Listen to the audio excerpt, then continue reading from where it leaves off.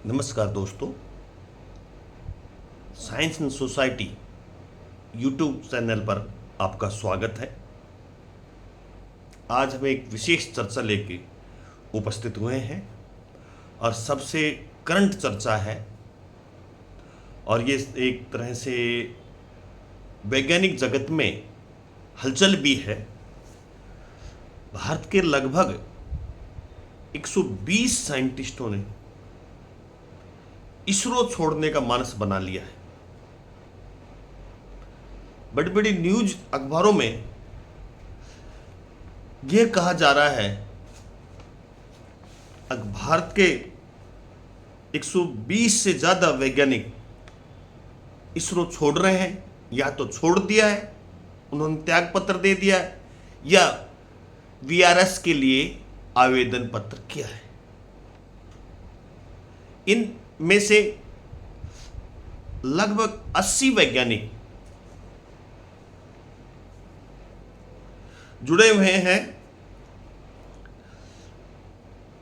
US Rao उपग्रह केंद्र से, और कम से कम 20 वैज्ञानिक विक्रम साराभाई अंतरिक्ष केंद्र पर कार्यरत थे, जो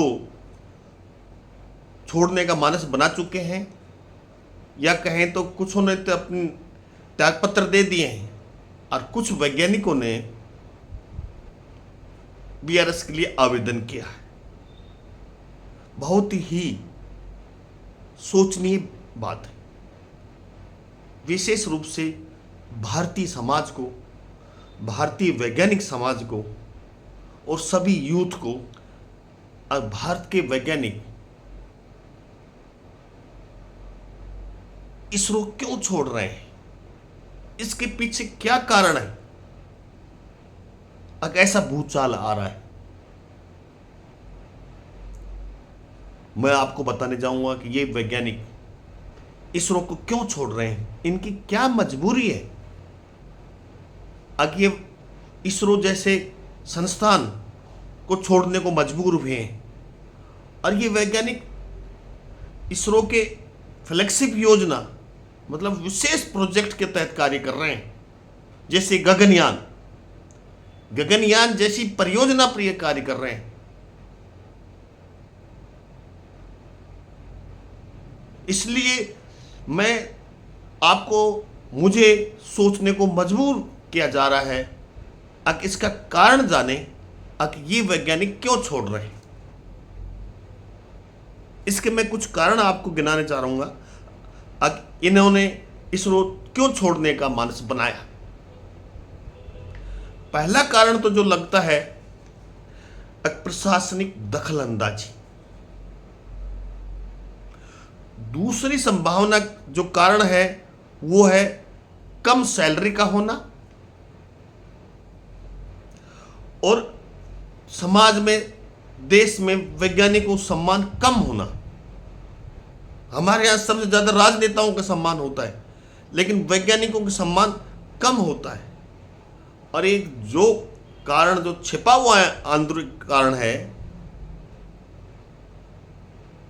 स्पेस साइंस का प्राइवेटाइजेशन करना। मतलब 2020 में स्पेस टेक्नोलॉजी का को ओपन कर दिया है, अब कोई भी कर सकता है, प्राइवेटाइजेशन कर दिया। ये जो बात मैं बताने जा रहा हूं, सीक्रेट बात, अब जो प्राइवेटाइजेशन होने जा रहा है या कर दिया है, कई प्राइवेट एजेंसियां हैं जिन्होंने पिछले दिनों एक रॉकेट ही छोड़ा है। बड़ी चिंता का विषय है सरकारी संस्थान इसरो के लिए। पहला जो हमने कारण बताया, प्रशासनिक दखलंदाजी। देखिए, सरकारी सिस्टम में किसी भी वैज्ञानिक के लिए कोई परियोजना पूरा करना बड़ा टेढ़ा काम है, बहुत ही समस्या आती है। फाइलिंग करना, टेंडर की समस्या, अप्रूवल की समस्या। एक वैज्ञानिक अकादमिक शाखा में चक्री काटता रहता है, हर चीज के लिए अप्रूवल लेना पड़ता है। इससे काफ़ी समय लगता है, और काफ़ी समय लगने से लैब के लिए कम समय देता है, जबकि वैज्ञानिक केवल लैब में कार्य करना चाहता है, अपना शोध कार्य पूरा करना चाहता है। परंतु ये प्रशासनिक दखलंदाजी के कारण से लैब में समय कम देता है और इन प्रशासनिक कार्य में अपनी ऊर्जा को खत्म करता रहता है, और अंत में वो खिन्न हो जाता है। अब मैं ये प्रोजेक्ट पूरा नहीं करूंगा, और वो अधूरा ही छोड़ देता है, जैसा कि इसरो में कई वैज्ञानिक इसरो को छोड़ रहे हैं, क्योंकि ये इतनी जटिल प्रक्रिया है। वैज्ञानिक टेंडर प्रक्रिया में उलझा रहता है, अप्रूवल उलझा रहता है, कई कई साल तक अप्रूवल नहीं आता, खर्चा अपनी जेब से कर देता है। ये मेरे साथ हो चुका है। केवल एक किस्त आती है, एक इंस्टॉलमेंट आता है, उसके बाद आप लेटर लिखिए, दूसरी किस्त प्रोजेक्ट की नहीं आएगी, और अंततः या तो वो त्यागपत्र दे देगा या उस प्रोजेक्ट परियोजना को बंद कर देता है।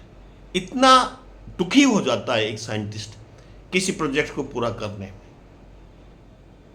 सबसे बड़ी समस्या ये है। दूसरी समस्या जो है, सैलरी कम होती है वैज्ञानिकों की, क्योंकि आज का युग है, प्राइवेट संस्थान बड़ी बड़ी सैलरियां देते हैं, चाहे गूगल हो, कहीं स्पाइसजेट हो, ऐसे अनेक हैं जो अच्छी मोटी सैलरी देते हैं, जबकि हमारे वैज्ञानिक दिन रात कार्य करते हैं, लगे रहते हैं परियोजना को पूरा करने में। उनको पर्याप्त सैलरी नहीं मिल पाती, इसलिए भी वैज्ञानिक सरकारी संस्थान छोड़ने को मजबूर है। अच्छी सैलरी बाहर मिलती है, इसलिए वो छोड़ देता है। सैलरी की आवश्यकता सबको है, सब अपने पारिवारिक जीवन जीते हैं, तो पर्याप्त सैलरी न होने के कारण भी वैज्ञानिक सरकारी संस्थान जैसे इसरो को छोड़ने को मजबूर है। अगली बात है, वैज्ञानिक को, साइंटिस्ट को समाज में पर्याप्त सम्मान नहीं मिलता है।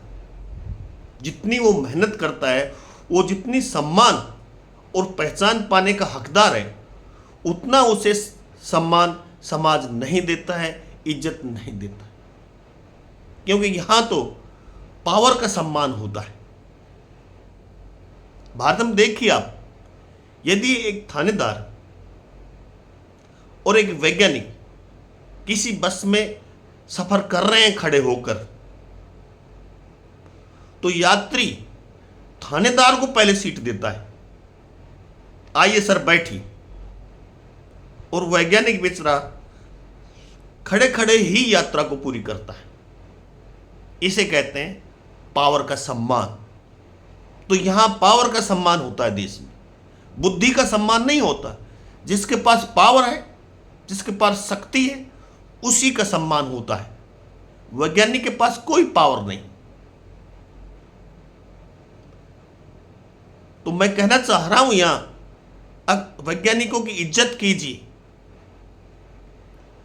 उसको टीवी, सोशल मीडिया जैसे कि राजनेता को जगह दी जाती है, इज्जत दी जाती है, सम्मान दिया जाता है। उससे बढ़कर एक वैज्ञानिक को सम्मान दीजिए, उसकी इज्जत कीजिए।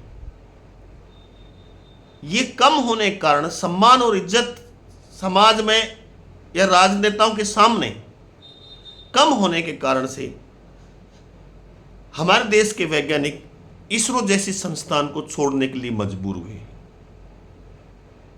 3 कारण, पहला बता चुका मैं, प्रशासनिक दखलंदाजी, दूसरा कम सैलरी का होना, और जो तीसरा है उचित सम्मान नहीं मिलना, इज्जत नहीं मिलती। केवल पावर को सलाम है, यहां राजनेताओं को ज्यादा इज्जत मिलती है, वैज्ञानिकों को कम।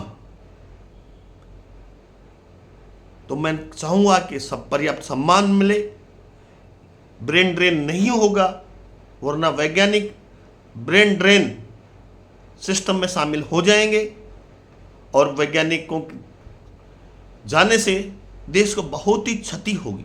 देश का विज्ञान ही देश का विकास कर सकता है। देश के वैज्ञानिक ही देश को आगे ले जा सकते हैं। अमेरिका ने सबसे पहले ईरान के वैज्ञानिकों पर अटैक किया, जो देश की रीढ़ है। अब देख ली वहां कितना सम्मान मिलता है।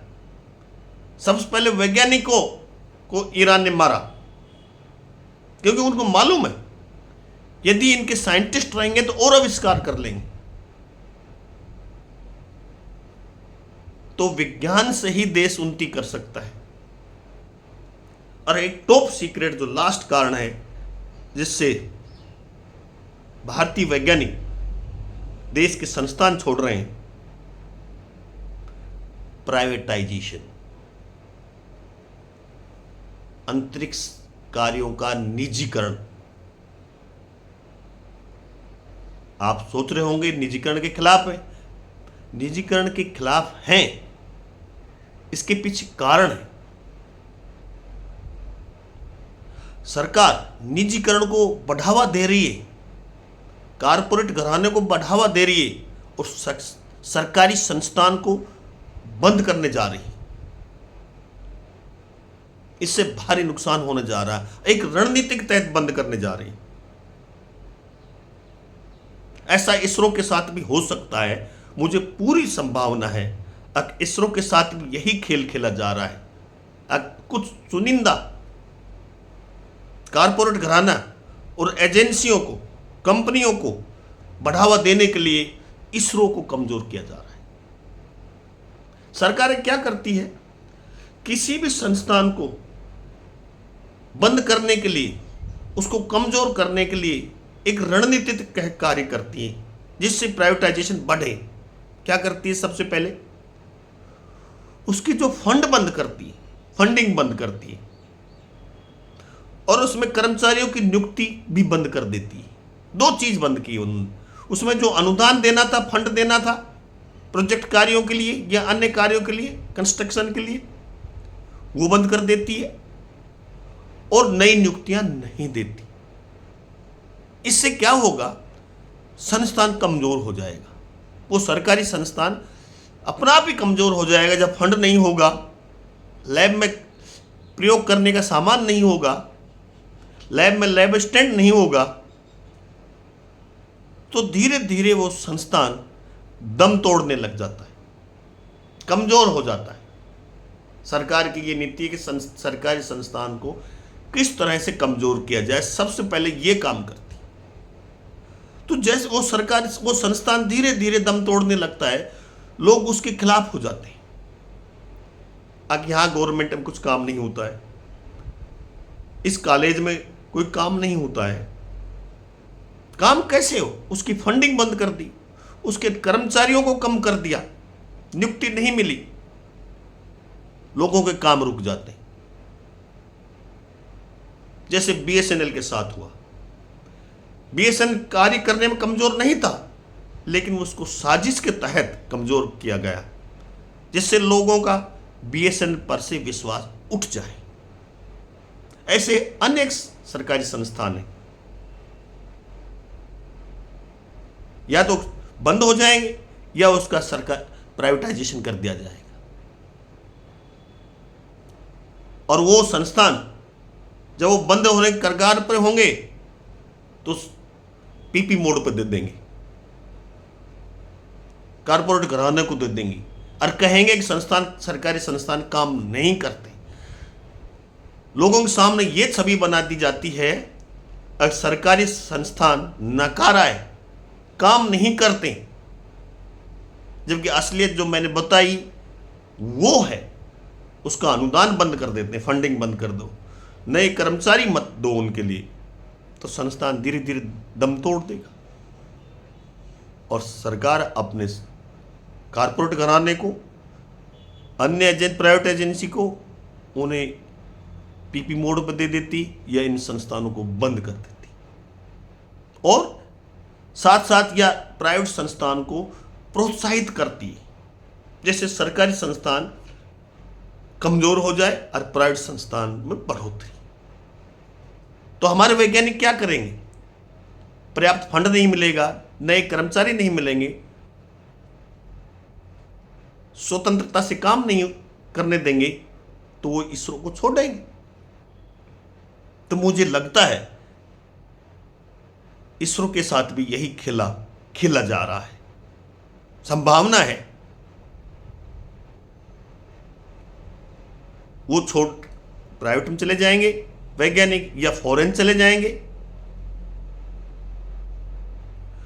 तो मैं यहां पुनः आपसे कहना चाहता हूं, सोचिए हमारे वैज्ञानिक, ये तो एक संस्थान है, इसरो छोड़ने के लिए क्यों मजबूर हो रहे हैं? उन्हें सरकारी दखलंदाजी से दूर करना होगा, पर्याप्त सैलरी देनी होगी, उचित सम्मान और इज्जत देनी होगी, तभी हमारे वैज्ञानिक रुक सकते हैं। आप बताइए, वैज्ञानिकों को इसरो छोड़ने की क्या मजबूरी है? उसके लिए क्या किया जाए? आप कमेंट्स बॉक्स में दीजिए, उसमें लिखिए, उस पर हम विचार करें, सोचेंगे। आपके कमेंट्स देश का भला कर सकते हैं, समाज का भला कर सकते हैं, वैज्ञानिकों को भला कर सकते हैं। अधिक से अधिक इस वीडियो को प्रसारित कीजिए, शेयर कीजिए और लाइक कीजिए। जय भारत।